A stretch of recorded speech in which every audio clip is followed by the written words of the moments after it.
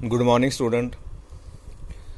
Last time बेटा असी discuss किया इलैक्ट्रिक फील्ड स्ट्रैंथ, जिन्हों असी इलैक्ट्रिक फील्ड इंटैंसिटी भी कहने हैं।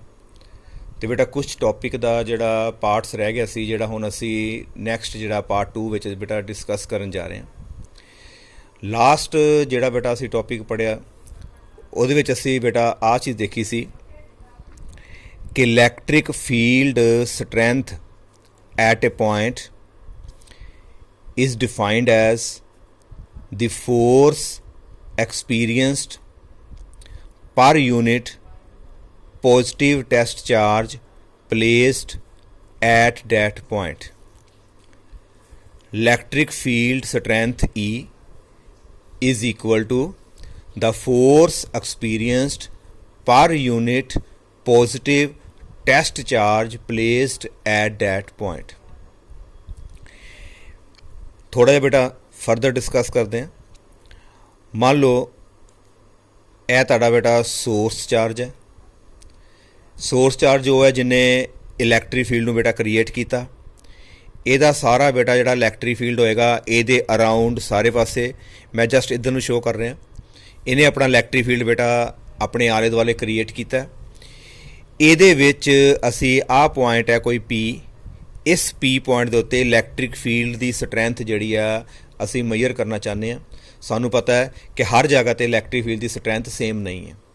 ਚਾਰਜ ਦੇ ਨੀਅਰ ਇਲੈਕਟ੍ਰਿਕ ਫੀਲਡ ਦੀ ਸਟਰੈਂਥ ਜ਼ਿਆਦਾ ਹੁੰਦੀ ਹੈ। ਜਿਉਂ-ਜਿਉਂ ਬੇਟਾ ਅਸੀਂ ਚਾਰਜ ਤੋਂ ਦੂਰ ਜਾਂਦੇ ਆ ਇਲੈਕਟ੍ਰਿਕ ਫੀਲਡ ਦੀ ਸਟਰੈਂਥ ਘਟਦੀ ਜਾਂਦੀ ਹੈ। ਤੇ ਜੇ ਅਸੀਂ ਬੇਟਾ ਇਲੈਕਟ੍ਰਿਕ ਫੀਲਡ ਹੀ ਪਾਰ ਕਰ ਗਏ, ਉਹਦੀ ਬਾਉਂਡਰੀ ਚੋਂ ਬਾਹਰ ਨਿਕਲ ਜਾਂਦੇ ਆ, ਤੇ ਇੱਥੇ ਜਿਹੜੀ ਹੈ ਬੇਟਾ ਇਲੈਕਟ੍ਰਿਕ ਫੀਲਡ ਦੀ ਸਟਰੈਂਥ ਜ਼ੀਰੋ ਹੈ। ਇਹ ਆਲਰੇਡੀ ਆਪਾਂ ਡਿਸਕਸ ਕੀਤਾ। ਦੋਨਾਂ ਵਿੱਚ ਬੇਟਾ ਡਿਸਟੈਂਸ ਕੁਛ ਨਾ ਕੁਛ ਡਿਸਟੈਂਸ ਅਸੀਂ ਮਾਰਕ ਕਰਦਾ, ਸਪੋਜ਼ ਆਰ।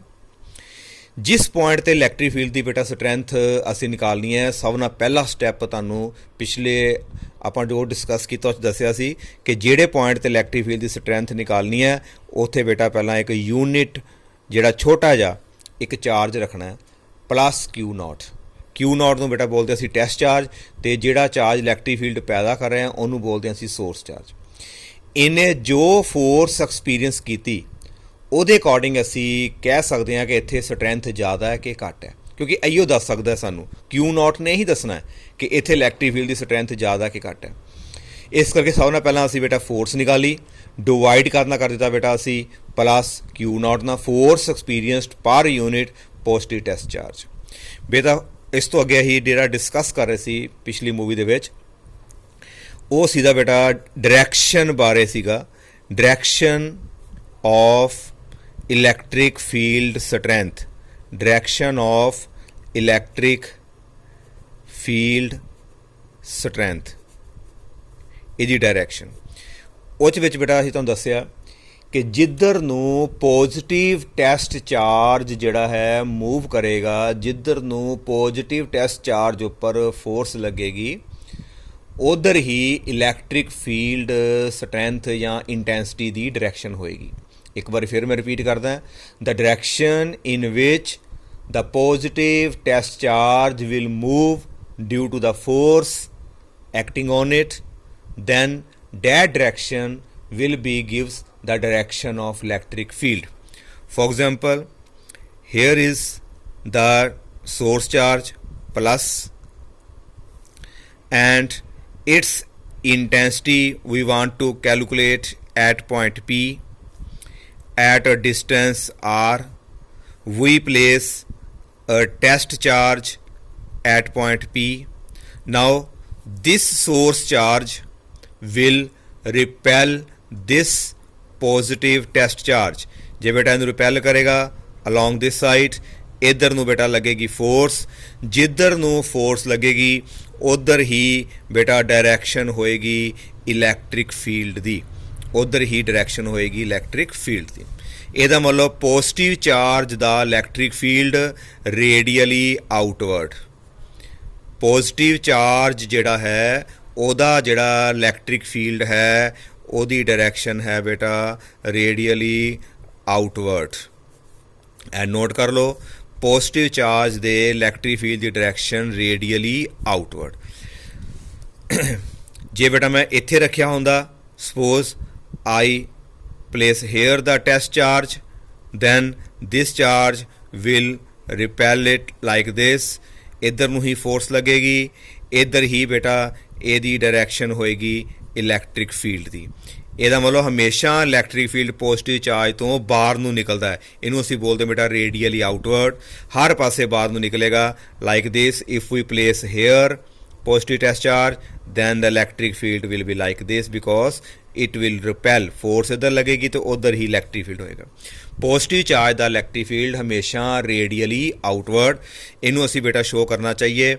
इत्थे असी बना दिता बेटा प्लस चार्ज, यह सोर्स चार्ज है तो यदा इलैक्ट्रिक फील्ड बेटा देखो इस तरह शो करांगे कि पॉजिटिव चार्ज का इलैक्ट्रिक फील्ड जिहड़ा है उसदी डायरैक्शन जिहड़ी उसदी इंटैंसिटी की डायरैक्शन है it is always radially outward in every direction। beta clear? Because in this direction the positive test charge will move। clear? now beta second part, if we take the source charge as negative and we want to calculate the strength at point P, we place a test charge positive here, then what will the minus q will do? minus q will attract the positive test charge, अपने वाल बेटा attract करेगा। इधर नूं लगेगी बेटा force, तो जिधर नूं फोर्स लगेगी असी पहला ही कहता जिधर नूं फोर्स लगेगी टेस्ट चार्ज उपर उधर ही बेटा साडी इलैक्ट्रिक फील्ड दी डायरैक्शन होएगी। इहदा मतलब इलैक्ट्रिक फील्ड जिहड़ा है टुवार्ड्स माइनस क्यू, इहदी डायरैक्शन आ गई बेटा टुवार्ड्स माइनस क्यू। इधर सीगी बेटा away from plus Q, away from plus Q, A plus Q तो बाहर सी देखो, तो यह आ गई बेटा टुवार्ड्स। इनू होर बोल सकते हैं बेटा radially inward, it is radially inward. जे बेटा असी इत्थे रख लें असी test charge plus q naught, then it will attract like this, अपने वाल खिंचेगा इनू, इहदा मतलब इलैक्ट्रिक फील्ड बेटा इधर नूं आएगा। जे तुसी इत्थे रखोगे बेटा टेस्ट चार्ज क्यू नॉट, ए भी इनू अपने वाला माइनस क्यू खिंचेगा, इलैक्ट्रिक फील्ड इधर आएगा, हमेशा अंदर नूं आएगा रेडियली इनवर्ड। इनू जे बेटा असी शो करना चाहते हैं तो बेटा असीं पहला माइनस चार्ज ले लिया तो सारे पासों बेटा अंदर नूं आएगा because it is radially inward. दो पॉइंट तुसी बेटा हुण नोट कर लो कि पॉजिटिव टेस्ट चार्ज ਉਹਦਾ इलैक्ट्रिक फील्ड रेडियली आउटवर्ड ਹੁੰਦਾ ਹੈ एंड नैगेटिव ਜਿਹੜਾ चार्ज ਹੋਏਗਾ ਉਹਦਾ इलैक्ट्रिक फील्ड ਦੀ ਜਿਹੜੀ ਸਟਰੈਂਥ ਹੈ ਇੰਟੈਂਸਿਟੀ ਜਿਹੜੀ ਹੈ it will be radially inward. बेटा ਇਹ ਸਾਰੀ ई ਦੀਆਂ मैं डायरैक्शन ਦੱਸੀ ਹੋਈਆਂ ਸਾਰੀਆਂ, ਇਹਨੂੰ बेटा नोट ਕੀਤਾ ਜਾਵੇ, ਬਹੁਤ ਇਹ ਜ਼ਿਆਦਾ ਇੰਪੋਰਟੈਂਟ ਹੈ। Now come to next point.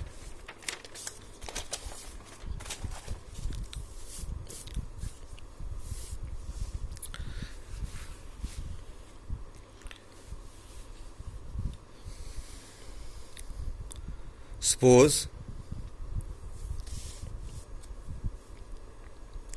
this is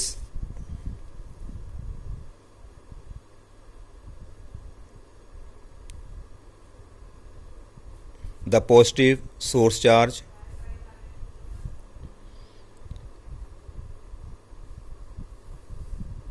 it produces electric field radially outward। बेटा पीछे डिस्कस किया, यह सोर्स चार्ज है, इत्थों इलैक्ट्रिक फील्ड बेटा रेडियली जड़ा आउटवर्ड जड़ा प्रोड्यूस हो गया इन ऑल डायरैक्शन, इधर भी जाएगा सारे पासे। इस इलैक्ट्रिक फील्ड के अंदर बेटा असी एक प्रोटोन बेटा असी इत्थे रख दिता। प्रोटोन बेटा तुहानूं पता है ਉਹਦੇ ਉੱਪਰ चार्ज ਜਿਹੜਾ इलैक्ट्रॉन जिन्ना ਹੁੰਦਾ लेकिन ਹੁੰਦਾ ਕਿਹੜਾ बेटा पॉजिटिव।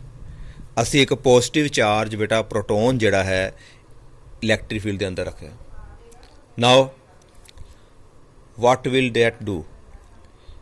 it will repel, ਇਹ बेटा ਇਹਨੂੰ रिपेल ਕਰੇਗਾ ਤੇ प्रोटोन ਦੇ ਉੱਪਰ बेटा लगेगी फोर्स रेडियली आउटवर्ड। प्रोटोन ਉੱਪਰ बेटा फोर्स लगेगी रेडियली आउटवर्ड। ਇਹਦਾ मतलब प्रोटोन उधर ਨੂੰ मूव करेगा जिधर ਨੂੰ ਸਾਡੀ इलैक्ट्रिक फील्ड ਦੀ डायरैक्शन हैगी है। Proton will move in the direction of electric field. बेटा इहनूं नोट कर लो, जिहड़ा भी साडा पॉजिटिव चार्ज होएगा, positive charge will always move, positive charge will always move in the direction of electric field। Positive charge हमेशा electric field की direction दे विच बेटा move करेगा। सिमिलरली बेटा जे असी गल करिए ड्यूट्रॉन, ड्यूट्रॉन जिहड़ा हुंदा बेटा न्यूट्रॉन ते बेटा प्रोटोन, ਇਹ ਦੋਨਾਂ ਦਾ ਕੰਬਾਈਨ ਜਿਹੜਾ ਹੁੰਦਾ ਹੈ ਡਿਊਟਰੋਨ। ਨਿਊਟਰੋਨ ਦੇ ਉੱਪਰ ਕੋਈ ਚਾਰਜ ਨਹੀਂ, ਪ੍ਰੋਟੋਨ ਉੱਪਰ ਪੋਜ਼ਿਟਿਵ ਹੈ। ਇਹਦਾ ਮਤਲਬ ਜੇ ਡਿਊਟਰੋਨ ਵੀ ਜਿਹੜਾ ਬੇਟਾ ਇਲੈਕਟ੍ਰਿਕ ਫੀਲਡ 'ਚ ਰੱਖੋਗੇ ਤੇ ਇਹ ਵੀ ਇਲੈਕਟ੍ਰਿਕ ਫੀਲਡ ਦੀ ਡਾਇਰੈਕਸ਼ਨ 'ਚ ਮੂਵ ਕਰੇਗਾ। ਆਹ ਪੁਆਇੰਟ ਬੇਟਾ ਆਪਣੇ ਮਾਈਂਡ 'ਚ ਹਮੇਸ਼ਾ ਵਸਾ ਲਓ ਕਿ ਪੋਜ਼ਿਟਿਵ ਚਾਰਜ ਹਮੇਸ਼ਾ ਡਾਇਰੈਕਸ਼ਨ ਆਫ ਇਲੈਕਟ੍ਰਿਕ ਫੀਲਡ ਦੇ ਵਿੱਚ ਮੂਵ ਕਰਦਾ, always move in the direction of electric field. In case ਬੇਟਾ ਇਲੈਕਟ੍ਰਿਕ ਫੀਲਡ ਪ੍ਰੋਡਿਊਸ ਹੋਇਆ, ਦੇਖੋ this is the direction of electric field and we place here electron। Electron ਦੇ ਉੱਤੇ ਬੇਟਾ ਜਿਹੜਾ ਹੈਗਾ ਸਾਡੇ ਕੋਲ ਨੈਗੇਟਿਵ ਚਾਰਜ ਹੈ, ਇਹ ਰੱਖ ਦਿੱਤਾ।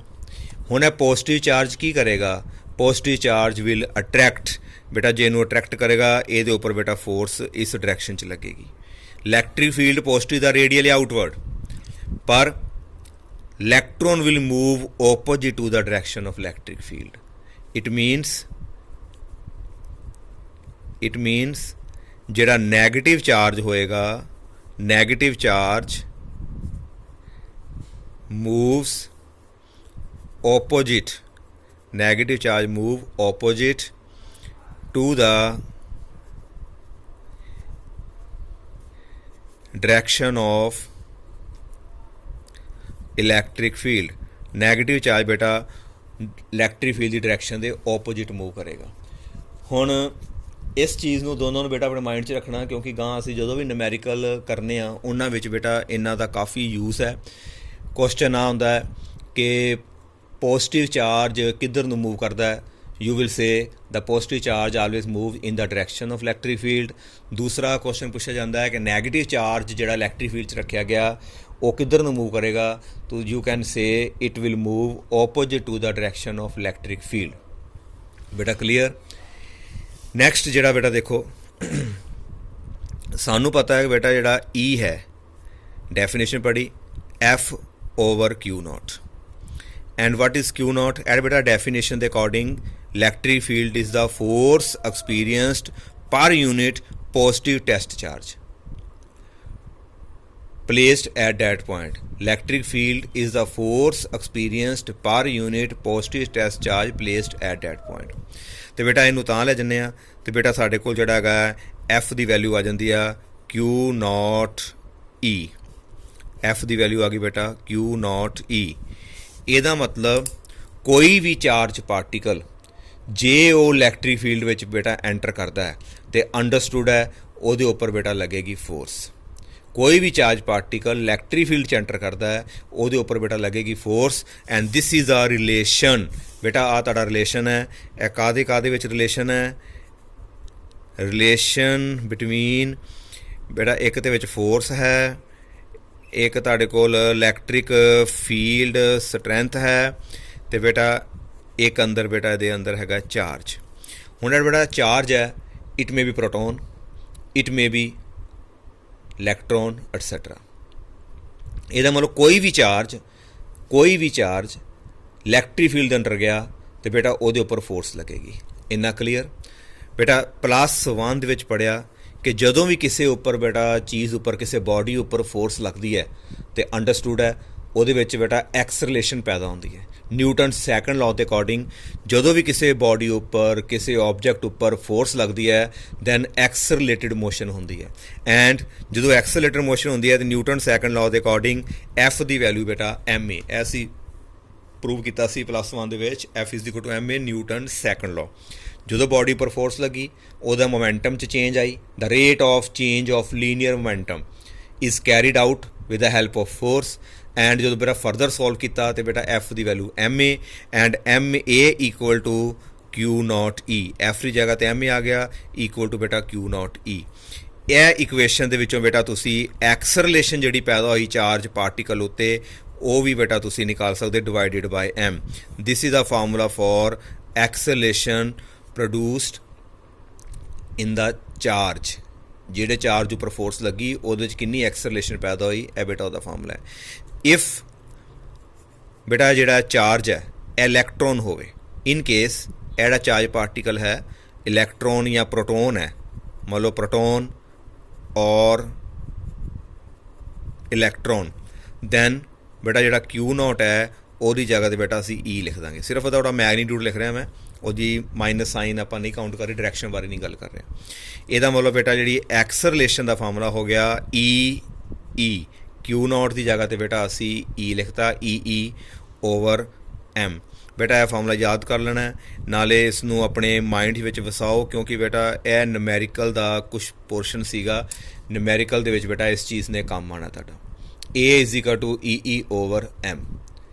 E F over Q naught, F ਦੀ value Q naught E, and F is also equal to ma, then acceleration produced is given by Q naught E over M। ਤੇ ਜਿਹੜਾ ਵੀ ਚਾਰਜ ਪਾਰਟੀਕਲ ਹੋਏਗਾ ਉਹਦਾ ਇੱਥੇ ਬੇਟਾ ਚਾਰਜ ਭਰ ਦੇਣਾ, ਜੇ ਪ੍ਰੋਟੋਨ ਹੈ ਤਾਂ ਵੀ E ਭਰ ਦੇਣਾ, ਜੇ ਇਲੈਕਟ੍ਰੋਨ ਹੈ ਤਾਂ ਵੀ E ਭਰ ਦੇਣਾ ਬੇਟਾ।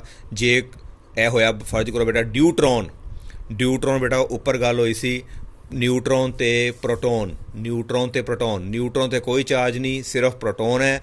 ਡਿਊਟਰੋਨ ਦੇ ਉੱਪਰ ਵੀ ਬੇਟਾ ਚਾਰਜ ਸਿੰਪਲ E ਹੀ ਹੁੰਦਾ ਹੈ, ਇੱਥੇ ਤੁਸੀਂ E ਲਿਖ ਦੇਣਾ ਬੇਟਾ। ਕਲੀਅਰ?